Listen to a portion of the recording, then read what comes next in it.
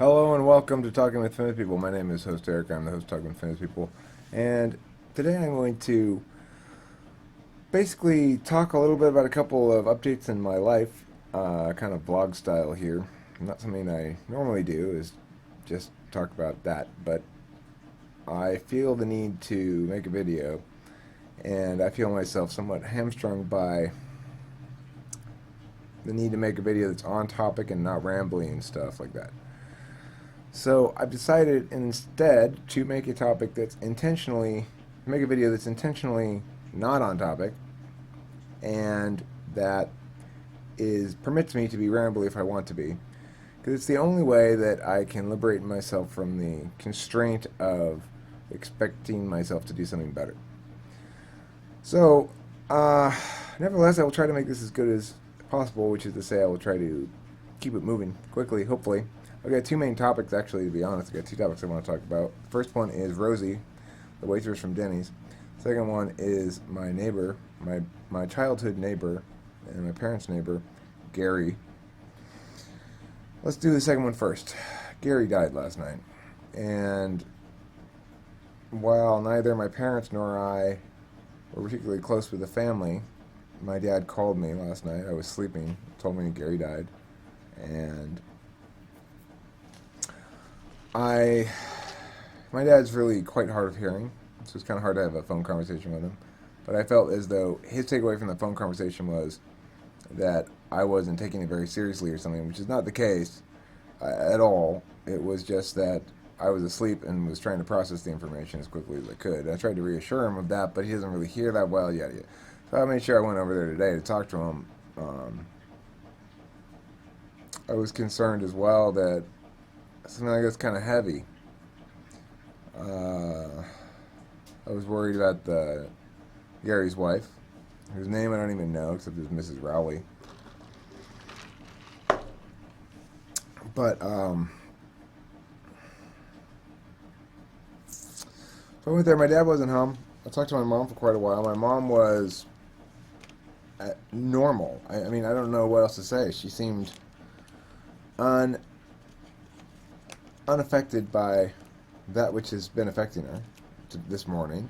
Whereas on Saturday night, when I went over there to watch the USC football game with them, I watched about a half of it, she seemed quite affected and quite not herself. Whereas this morning, she seemed completely herself. So I don't know what's going on with that whole thing. Anyway, in typical mom fashion, when I sort of got to the point of saying, like, well, I understand that's got to be kind of spiritually heavy for you guys, as it is for me a little bit, another symbol of this passage of time, of the impermanence of things. I've noted at some point in previous videos that in childhood, one enjoys a blessed permanence, a faith in the certainty and reliability of the current moment, especially if one has a good childhood, if one has loving parents. One has these moments where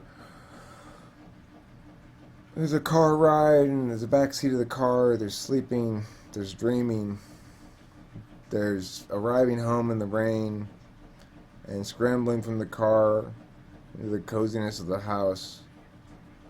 There's quiet times in the morning and the evenings.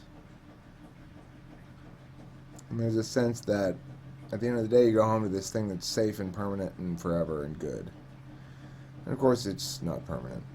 You grow up, move into young adulthood and further, and you leave that with that childhood as your impression about how things ought to be. I think this ties in for me with being an EHP, right? It's how things ought to be. They have to be pure and good and true and cozy and loving, supportive. And of course the world's not any of those things necessarily.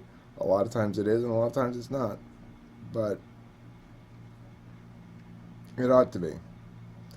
And so I went over today to make sure my mom was okay and my dad was okay, and make sure that they weren't feeling the spiritual weight of it too much. But like I said, my dad wasn't home. My mom basically indicated to me that she'd never been close to them, and sort of was like, well, shit happened. They're not emotional people. For an ISFJ, ISFJs are not necessarily sappy at all. They've got SI first and foremost, Effie's a tool function for him, like for the INFJ. And she didn't seem too weighted down by it. She showed me some pictures, which I always like to see. I put those in another video. I'm going to end this video right here on one topic, but let me conclude it by saying this.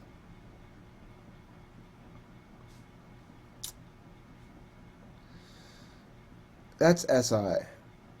That sense of okayness in the moment, of everything being safe, of you being inside when it's raining outside and it's cozy and your parents are home and they're chatting and you're lying on the couch and everything's okay.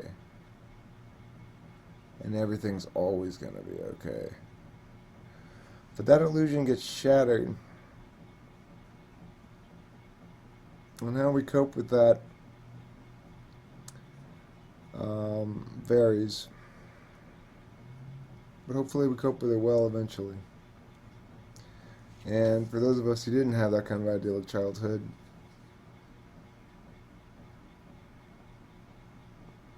I'm sorry about that. Part of what's got to change. Thanks for watching.